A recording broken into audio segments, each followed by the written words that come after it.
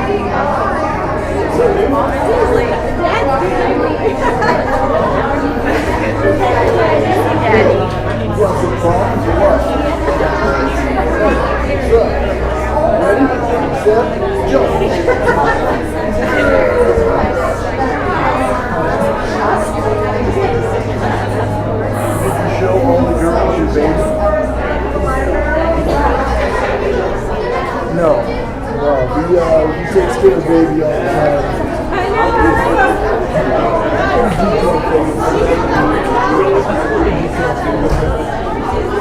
Anything else? You know, Zach, when I grew up, this kid, man, now he's amazing. it's weird because he's 100% breaking stuff, stomping on things. He said that yesterday and watched that. And we go outside. He's got a tool set. He runs around and he's fixing stuff. But man, when he's nervous, I realize he's tired. But man, it's not like I want to see him holding the baby in one hand and he'll have a screwdriver in the other. He'll lay the baby down and try to take the cupboards apart.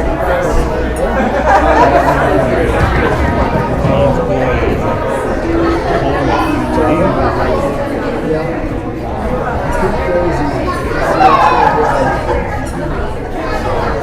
It's pretty crazy. Yes,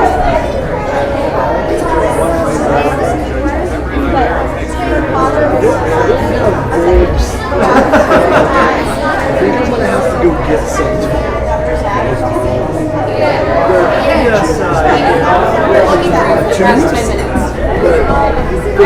They're not 4-footers, they're not 8-footers.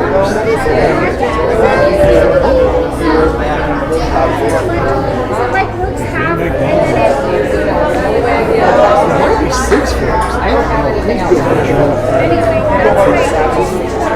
I can put my ribs in. I hope that's it. What's going on?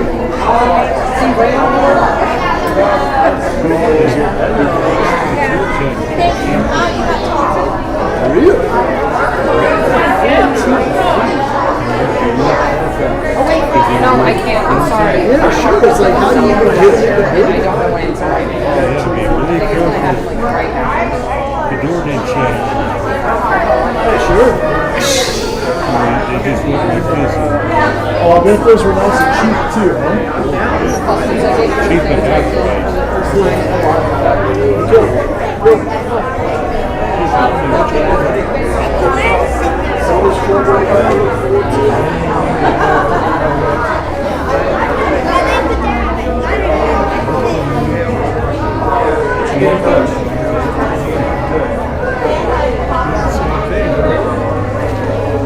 Still use 17. Still have your YouTube.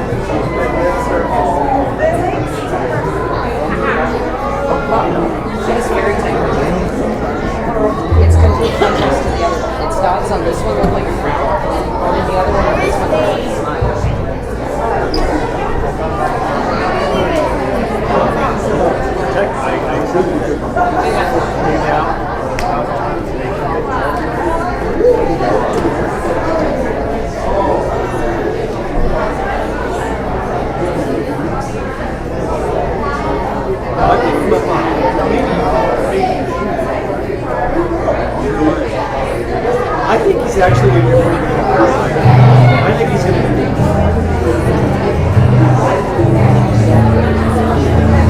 sure. I knew they were here. I get it. I get it. It turns out that the exit rate is I'm worried about what's going on there.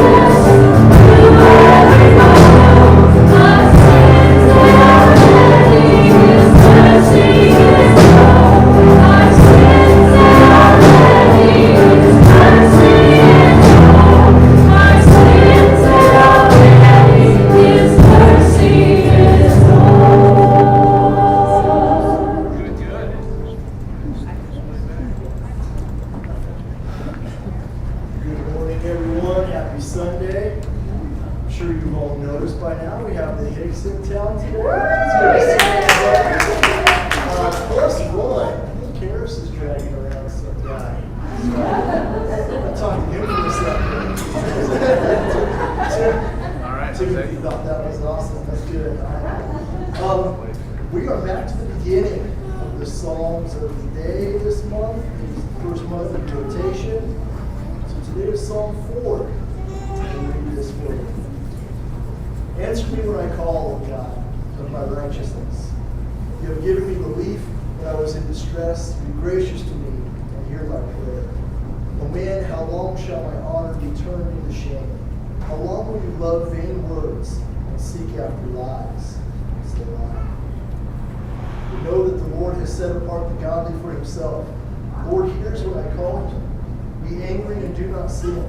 Ponder in your hearts on your beds and be silent. Selah. Offer right sacrifices. Put your trust in the Lord. There are many who say, who will show us some good? Lift up the light of your face upon us, O Lord. You have put more joy in my heart than they have in the grain, the wine, and milk. In peace I will both lie down and sleep, for you alone, O Lord, make me dwell in safety. Let's pray.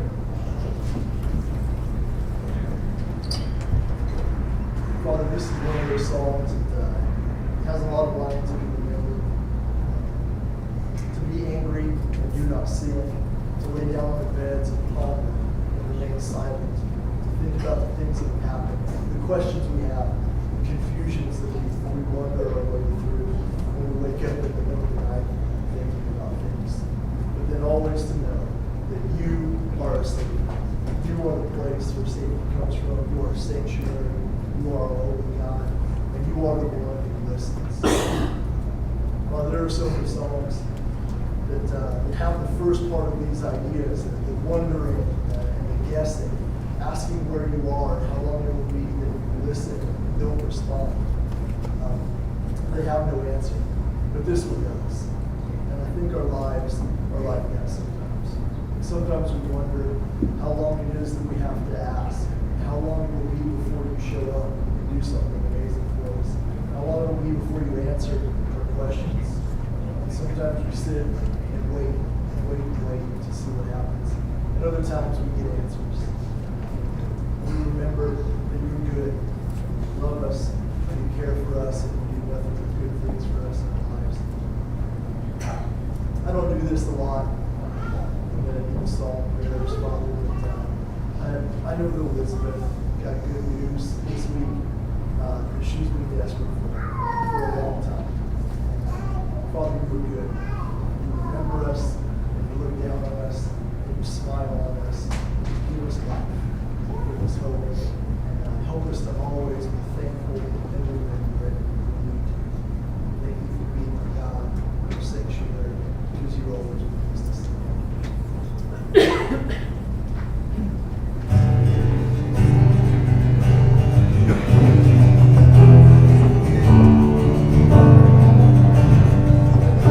When I left the highest king would welcome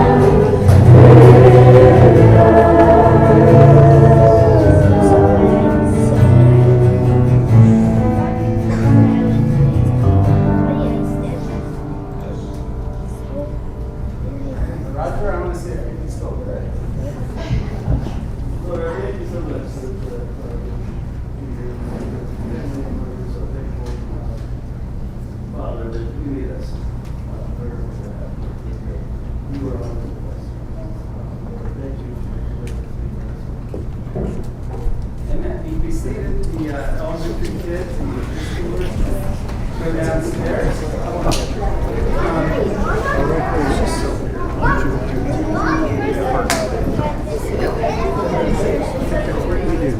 Yeah, that's what I thought.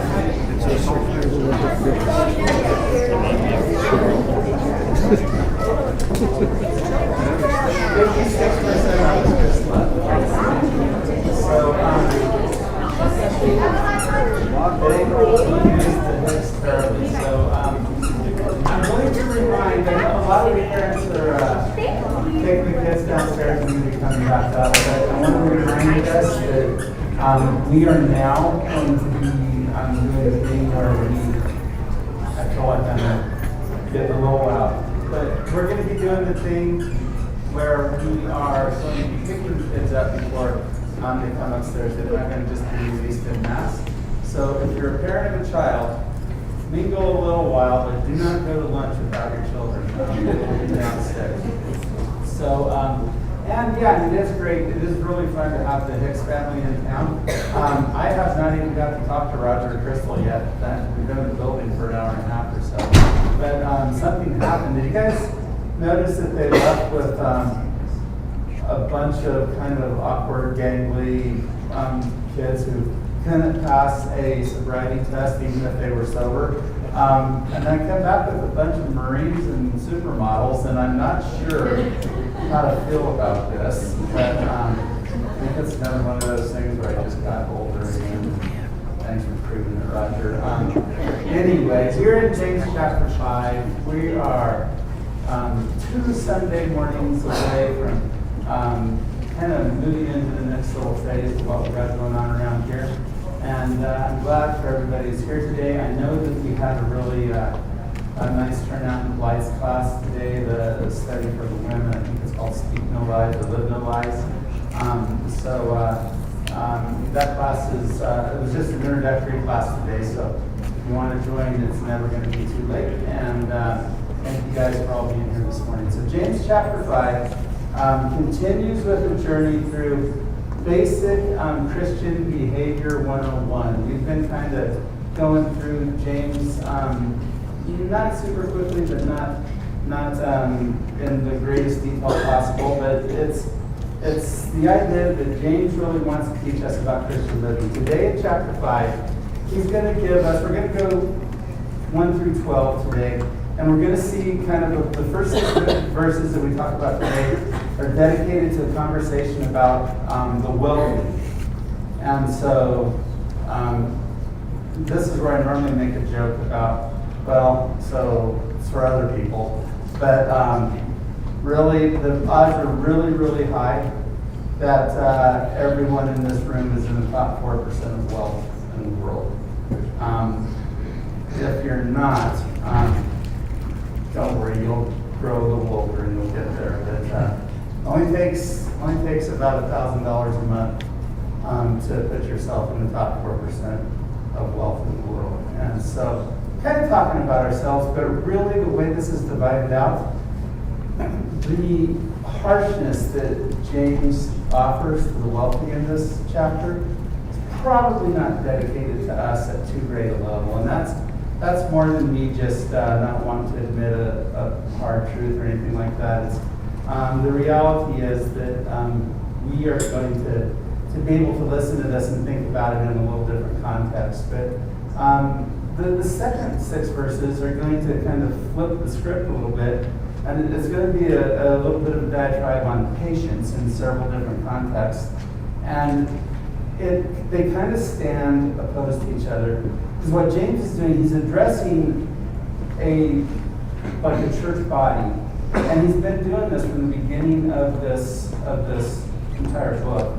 And what he's been doing all along is talking about how we need to live as Christians, and the thesis of his whole argument is that the service that is motivated by love and the grace that we've received, that promotes service in the life of people around us, especially people within our fellowship, the people who are in the church.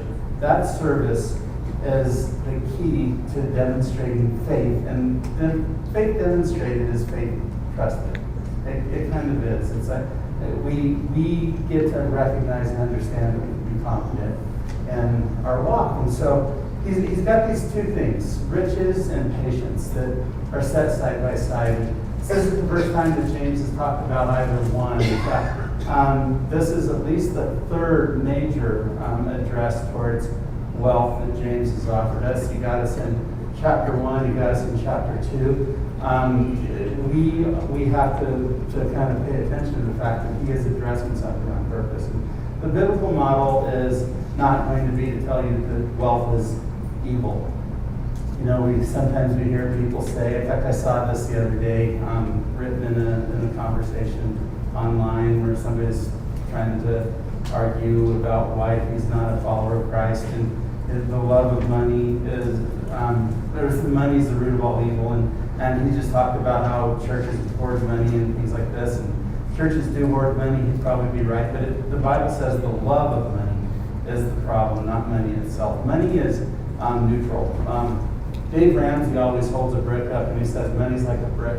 You can use this brick to throw it through somebody's store window, and the brick would then at that point be bad, or you can use this brick and put it in a wall that you're building a hospital with, and at that point the brick is good. So money by itself is kind of neutral, and the Christian model is something more along the lines of stewardship, and stewardship is like this. This is a pretty fancy phone. I've been told by T-Mobile that if I were to try to upgrade my phone, I'd get $41 credit for this phone. And this is pretty nice. And I'm not going to upgrade it yet, but if I let you hold this phone, see, right now she's in possession of the phone, right? But it's my phone.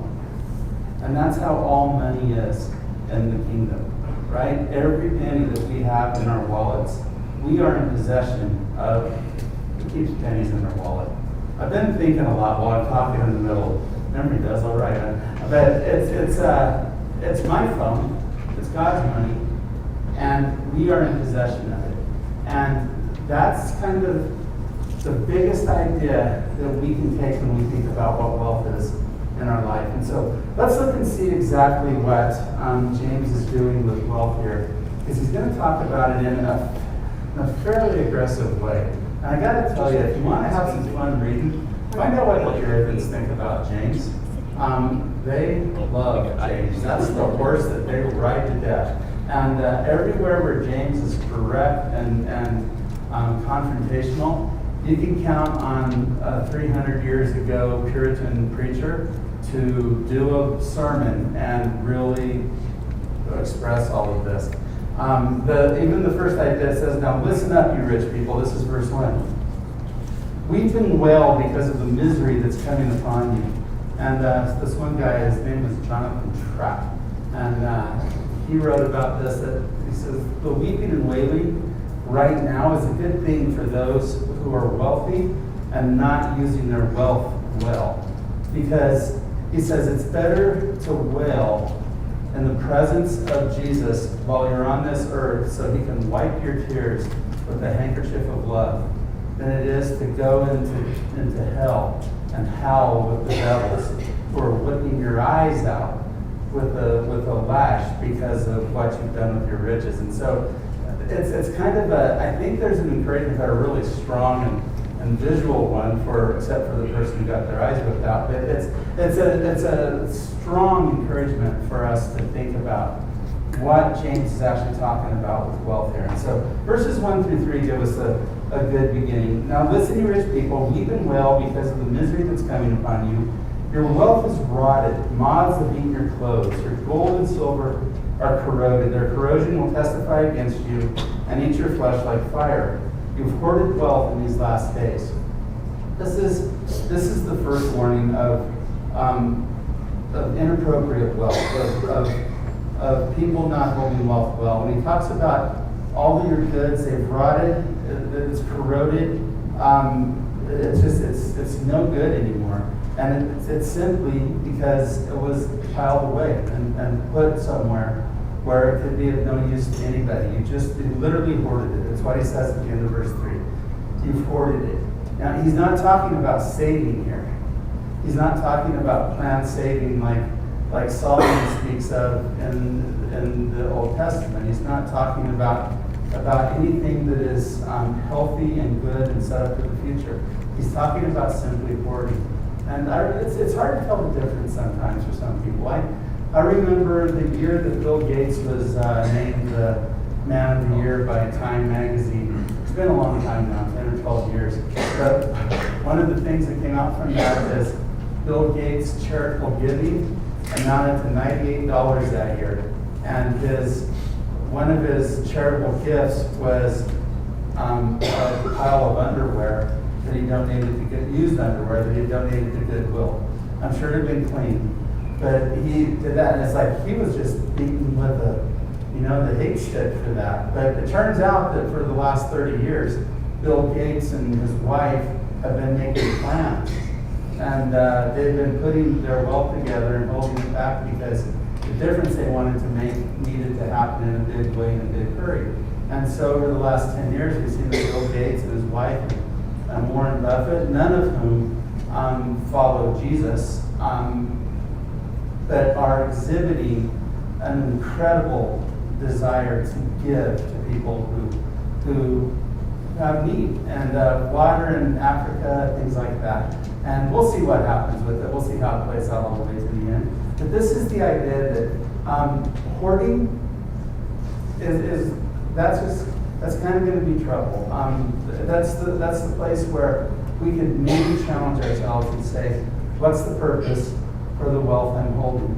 And I have a feeling that I'm not preaching to a room full of people who have wealth stockpiled. I remember Scrooge McDuck, where he would swim in his gold, and he had like little floaty tubes in there that he would be sitting in, drinking soda while he's in his pile of gold. I don't think that's what we're doing, but we need to be careful of it. We need to think about it. If our wealth is rotting, we're in trouble. And so here's when he flips the script on us in a few minutes. When we get to the idea of patience in the last 12 verses, the bigger point probably for us today is how we look at people that are using wealth in ways that are harmful to us, in ways that create pain and cause suffering in our lives. Because he's setting them up as it's a contrast. On one hand, there are people that are abusing you, and on the other hand, there are those who are being abused. And it's contrasting, it's one against the other. And so if you see the hoarding and it irritates you and you hate it, a lot of times people put the word capitalism on it, and I don't know that everybody knows what they mean when they're talking about that, but you see people doing things, and it's kind of funny to be angry at people for what they're doing, and you're not going to change their mind, I don't think. So what do we do about dealing with people that have all the money? And there's a big argument to be made where there's a small number of people in this world that have all the money. One of my most frustrating things about helping life and working in Kenya with Moses is that there are 4 families in Kenya who, between the 4 families, own over 60% of all goods and wealth in the entire country. 4 families. And they know it.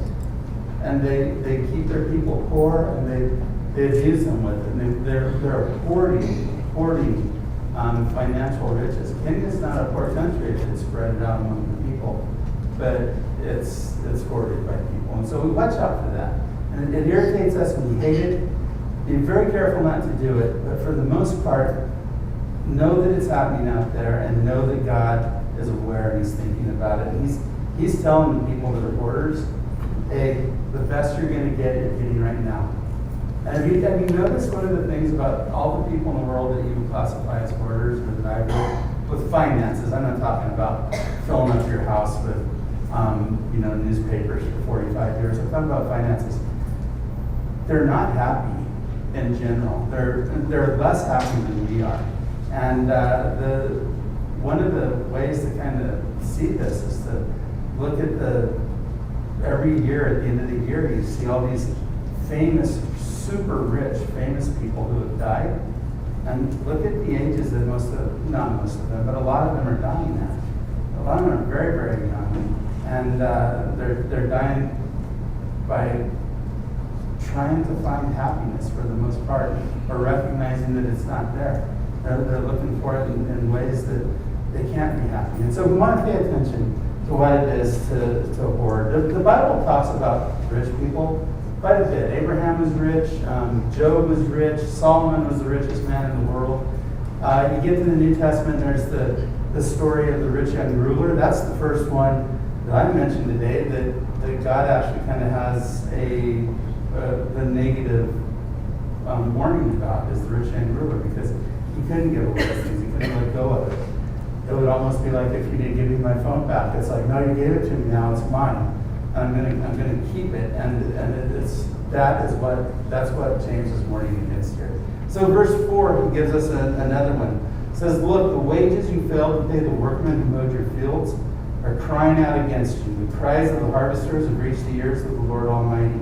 This is the idea that God is not happy with people, and especially people in the church, who have attained their wealth by wrong means, by literally using people that have no way to fight back, and making people irreplaceable, and just doing wrong things to obtain wealth. And there's a lot of different ways that could happen. I'd say one of the best ways is just simply, if you want to obtain wealth on the backs of people in America, just run for office, and boy, you'll find it. It's an amazing thing what happens when you run for office, and the government they collect money, and we're going to do it for whatever reason. Half the stuff that gets done seems to really put the politicians in nice clothes and nice cars, and it's on the backs of the people in wrong ways to attain wealth. It's very frustrating. Don't do it. But furthermore, when we were all sitting in this room, are 99% on the side of we've been the ones who have been walked on. Imagine the people in the world that are not in the top 4% of worldwide wealth. Imagine what's going on there, because those people that are just living all around the world have had wealth made on their backs for thousands. It's forever. It's the normal course of business. And we should be angry about that. We should be frustrated about it. And James is saying that if you create wealth inappropriately, you're doing the wrong thing. Verse 5 says that you have lived on the earth in luxury and self-indulgence. You have fattened yourself in the day of slaughter. This is the idea of taking your wealth and using it simply to live the luxurious lifestyle. And that's a hard one to figure out too. There's people that I really like to listen to and listen to their advice. And there are people that tell me about what I should do with my wealth, and who I should be helping, and what I should be thinking about, and maybe even condemn me. I've been told by a surgeon in Grand Junction that I'm robbing you guys. And at the time, I was still riding around in my Nissan Sentra, and I don't know where he got that, but he just, because I'm a pastor, I'm doing that, and he's telling me that I'm the one that's doing it. It's kind of frustrating. It is kind of frustrating. I literally hate it every time somebody talks about you don't give money to churches because churches they steal it. They hoard it. And you know what? There's some places that do. There's some stories that make me really, really sad. But that's not most of the stories. It's not even close to most of the stories. And so it gets frustrating. And when that stuff happens, we kind of want to fight back. But the passage, James is telling us that God is paying attention to this. And even though we're not seeing the quick fix on it, God is paying attention, and he knows what's going on, and he's not going to let it go. Verse 6 gives us one more example. He says, "You condemned and murdered innocent men who are not opposing you." This is the idea. I think James is saying here that this is the person who is making wealth and creating wealth by climbing like up the corporate ladder, by stepping on the backs and the heads and the shoulders of the people below him, taking advantage, not letting certain things happen, manipulating things. If you've ever found yourself, I think this is a place where maybe more of us can relate to these days than in the good old days, but we always find ourselves in work situations and a little misrepresentation here and a little white lie there and something, and all of a sudden, it's like we get a promotion and the other person doesn't. So don't do that. And again, I don't think we're doing this. I think all the examples, the 4 examples that I've just given, I don't think that we are generally in danger of any of these. But what we are in danger of is being incredibly frustrated by the ways that we're oppressed and put out by how other people have gained their wealth. And so it's kind of important to us to pay attention to the fact that James is saying that these people that have created wealth like this, that hoard, that live luxurious lives, that have climbed on the back of others and gained their wealth in illicit ways, God is going to punish them in such a way that they should be, if they knew what they're facing, they should be weeping and wailing and kind of just shamed for what they've done. But most of them aren't. They get away with it, they get the next paycheck, they take the next vacation, and they go and do the next thing, and they just look at all the masses below them like we are background in a video game of life, and we are just stepped on, and it's not fair, and we hate it, and it's terrible. I remember the most betrayed I've ever felt by what I would call, I don't even know what I call it, this wealth of the world working against me was, and this is my personal experience. I'm not making a commentation about the whole thing, but my goodness, for 30 years, I provided insurance for myself and for my family. And there came a day when it's like, that's taken away from me. And I remember the promise was, I don't have to lose my doctor, I don't have to lose my insurance, I can keep everything that I want. And I had some medical issues, and I needed that stuff to stay constant, and it wasn't. And it was just, and when I tried to seek recourse, I'm like, you told me I could keep my insurance, and they're like, well, you can't. And I'm like, you told me that I didn't have to change doctors, and they're like, you have to change doctors. And I said, can't I just do what I was doing before? No. And part of the reason I couldn't do what I was doing before is because before I was paying $650 a month for insurance, and that's too much for you. You shouldn't have to pay that. We're going to take care of you. And so they dropped it. Now I pay $300 a month for insurance, and then all of you guys are paying about $2,000 a month for my insurance. It makes me furious. And now I pay $800 a month for insurance, and you guys are paying $5,000 a month to cover my insurance. I hate this.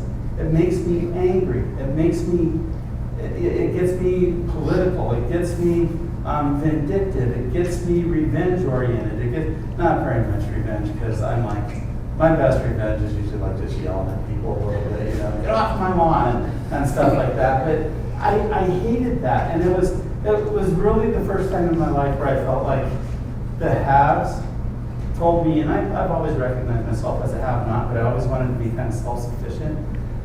The haves told me that whatever you want, whatever you think you need, whatever you feel is best for you and your family, you don't get. You're going to do exactly what we say. You're going to shut up about it. And I literally was told, you do not send us anymore, no more of these communications. I wasn't threatening or anything. I was begging to get my doctor back. Because I had a doctor that took care of my gout, and nobody else in the whole world will, And I was like, please let me have my doctor back. You don't get your doctor. And I hated that, and it bothered me, and I find myself now reading the next 6 verses, going, oh, dang, this is what this is more about for us than the condemnation of our wealth. And I don't know if any of you can relate to any of that. For some of you, it might not be healthcare. For some of you, it might be a job. It might be a place where you've been fired. It might be a place where somebody lied about your work. One of those two was so funny. I had a job. The state would audit our business, and the audit took a month, and it cost us hundreds of hours of overtime every February and March. So I came in, I was looking, I was like, you could fix that with these notebooks. And I went, without asking permission, I spent about $1,500 at Office Depot. And I got these notebooks that were like 6 inches tall, and all real fancy file dividers. And I made a notebook for every kid in the program. And got the bill, went through the course of things, and my supervisor, Darrin, you come to Denver. I was at work, and I go, okay, when? And he goes, like right now, get in the car and come. And I went to Denver.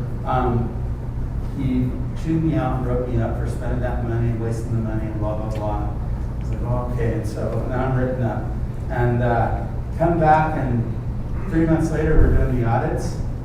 The auditor that would normally spend 5 weeks in Grand Junction with a team of 4 auditors, we're here for 45 minutes. They took me out to play golf, and they passed our entire facility just like that.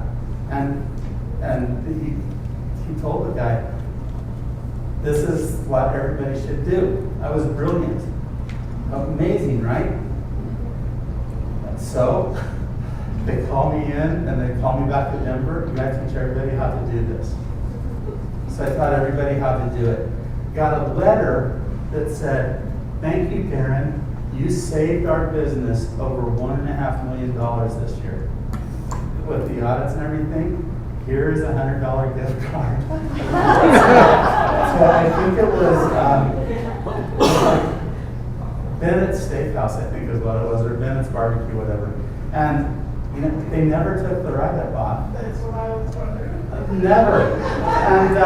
And they never gave me a rate and nothing. And I'm like, well, you know, it's better than work. And I wasn't looking for that. I just knew it would help. But there was nothing. And it's really frustrating to ever be there. And I feel like almost every one of you have that story in your life. So let's finish this out with 5 encouragements on how to be patient. Verse 7, be patient then, brothers, until the Lord's coming.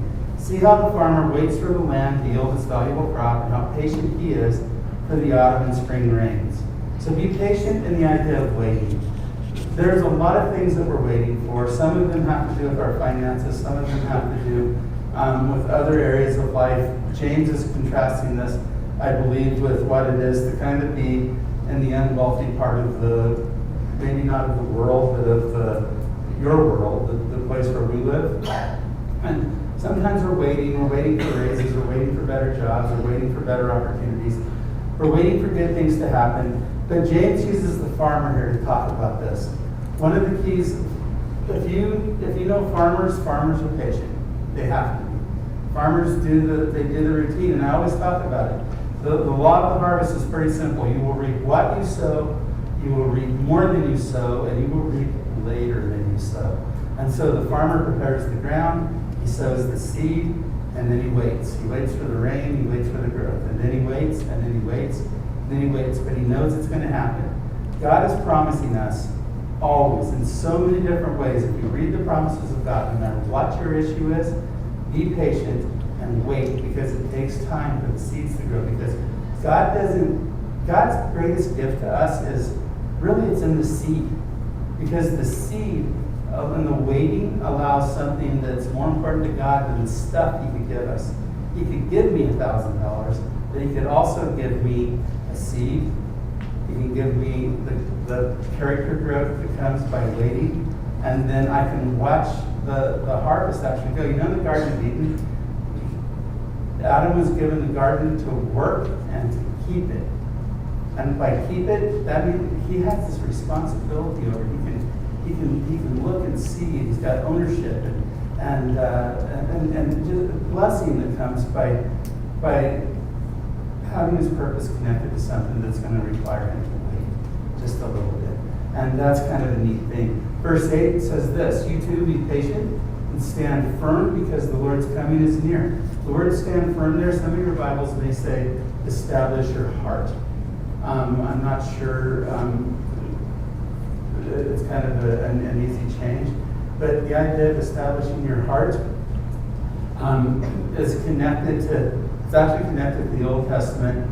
And the big idea is that this is, the making yourself firm and establishing your heart is what Moses needed. Like even at the time when his hands were being held in the air, it's the exact same word that he's talking about there. This is making you able to be strong. So you need to have patience and to stand firm. And what this is about, this is not just about waiting, this is about faith. This is about having patience in faith. This is the part that we do. While we're waiting, we stand firm. And you need to be patient there. You don't just, so many people, I counsel so many people, and it makes me sad. I'm not frustrated, I'm sad at how often they tell me I'm trying that and it doesn't work. And I'm like, you have 20 years of broken marriage and you tried it for 7 days. Literally had somebody share that with me very recently. We tried it all week, it didn't work. Okay. You've got to establish yourself and root yourself stronger than that. You've got to make it stronger than that. You've got to root in. So patience and faith. Verse 9, he says this, don't grumble against each other, brothers, or you will be judged. The judge is standing at the door. You need to have patience in the idea of what I'm going to do regarding complaining. I'm probably really close today, and even when I tell you my 2 stories about how I feel a little bit put out by the being wealthy, pretty close to grumbling. Maybe it was already all the way over the line. Try to make a joke about it, be light about it, but that's part of what we need to do. It's hard sometimes when we want to complain and when we've got reason to complain and we've earned almost the right to complain, and somehow James is telling us, you know what, here though, this is none of those places. I want you to be patient and I want you to be careful about what you're saying. He said, don't grumble against each other. You're going to be judged the same way that you're judging other people. And I'm always pretty quick to kind of get shot in the face with that. I'm one of those, I remember 30 years ago, Pastor Dr. T was his name. He's a pastor of Brooklyn Baptist. And he would point and he would say, every time you point, you got 3 fingers pointing back at you. And so when you judge, God's looking at you and it's magnified. That's why when James goes back into chapter 3, he's telling us to be careful if you're going to teach, because you're going to be judged harder. And when you judge other people and tell them about how their life is disciplining you and failing you, you are teaching them, right? It's kind of what that's all about. I got something to tell you because you're stupid, and I need to get you to be smarter, and so I'm going to tell you what a jerk you are. And so that pointing, 3 of us pointing back at you. And so pay attention to that. Be patient in your opportunities to grumble. Verses 10 and 11, in the face of persecution, it says, brothers, as an example of patience in the face of suffering, take the prophets who spoke in the name of the Lord.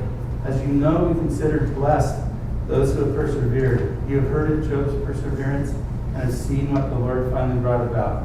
The Lord is full of compassion and mercy. And this kind of uses Job, and that sets in contrast to the verse we just read about patience and grumbling. Job said in the trash heaps, listen to friends who were not that bright, but they were there, and I'm going to give them that credit.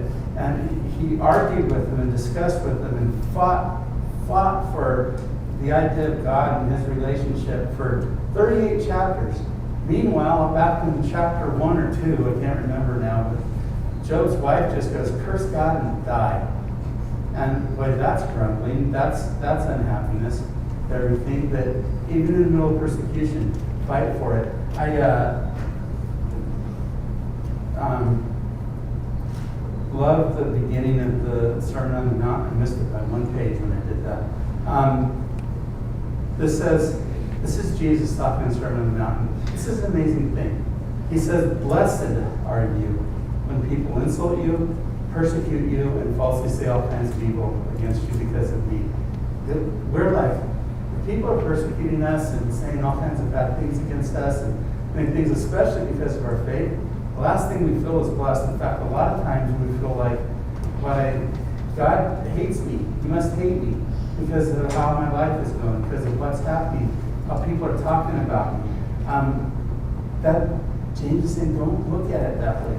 Jesus says you're actually blessed that this is happening.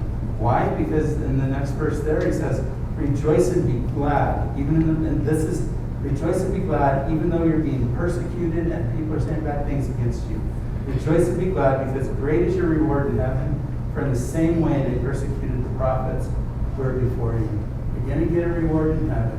And if you let it develop you, it will develop character in your life. It develops strength. It develops resilience and resistance. It develops all of these things. So, it's pretty good too, because the page isn't marked either. I'm going to write back to it too. Then verse 12, he finishes off. He says, above all, my brothers, do not swear, not by heaven or by earth or by anything else. Let your yes be yes and your no, no, or you'll be condemned. Be patient in your speech. Do not be patient in your speech. Do not give in to saying anything that makes you or God weak. Does that make sense? Because we do that all the time. We're like, we say things that literally, we speak weakness into our faith. We're like, I don't think that, and I've tried and it doesn't happen. And we kind of speak weakness into our faith. I'm encouraging you, do not say things that make God weak. Do not say things that make you weak. Now, recognize your weakness. I'm happy with that. To recognize and be honest about it, but don't just say things like, I can't. You don't give it in. Don't give up. Don't do that.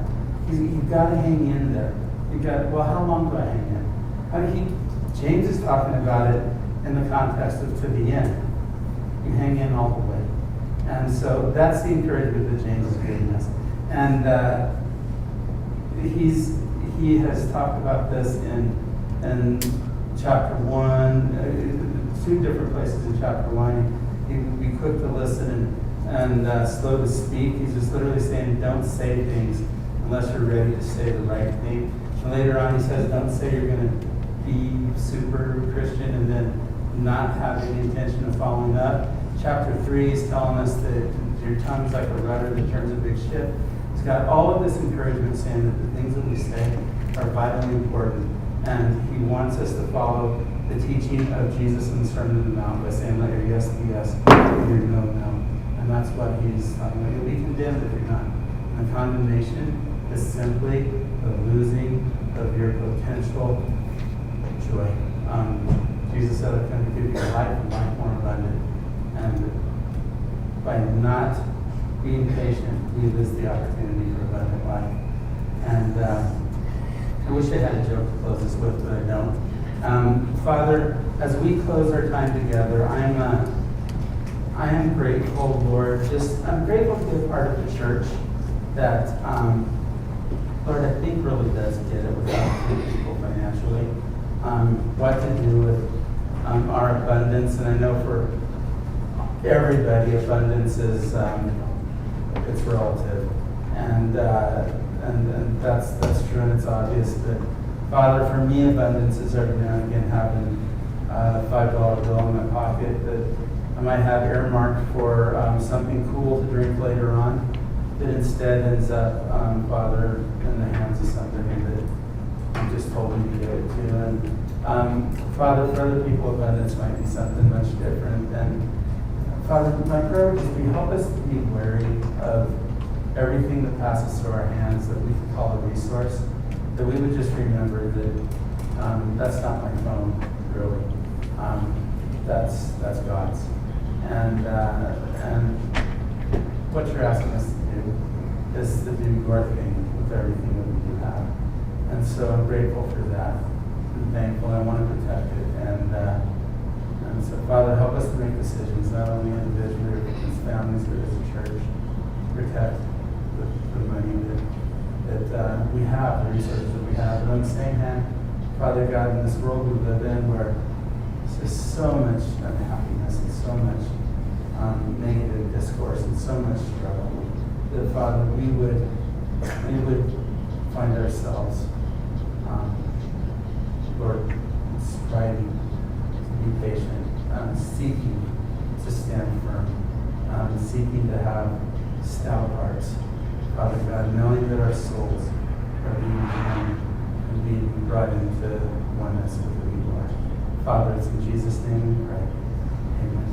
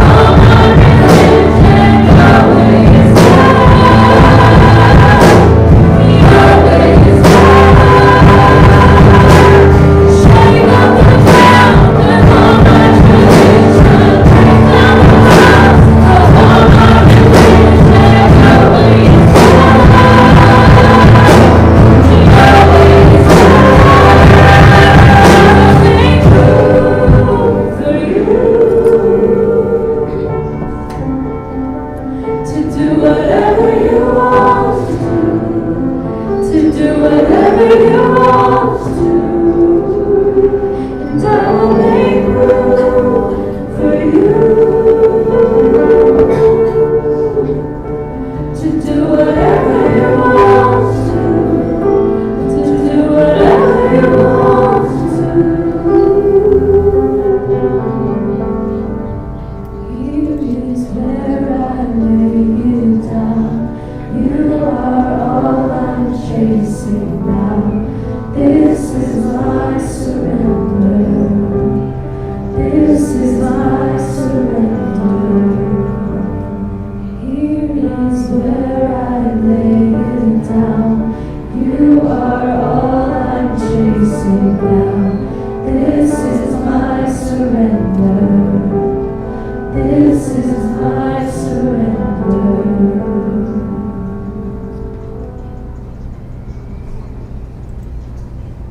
All right, our mind again, your kids are imprisoned downstairs until you go to get them, okay?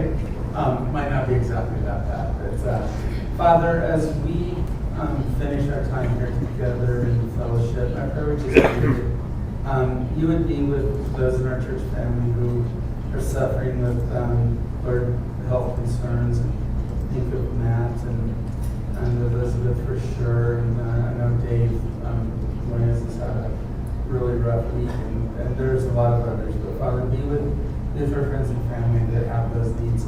Father, be with those of us who are traveling. Some of our church family is out of town today, and just be with them and keep them safe. And Father, if you would, as we go from this place, help us to remember, pray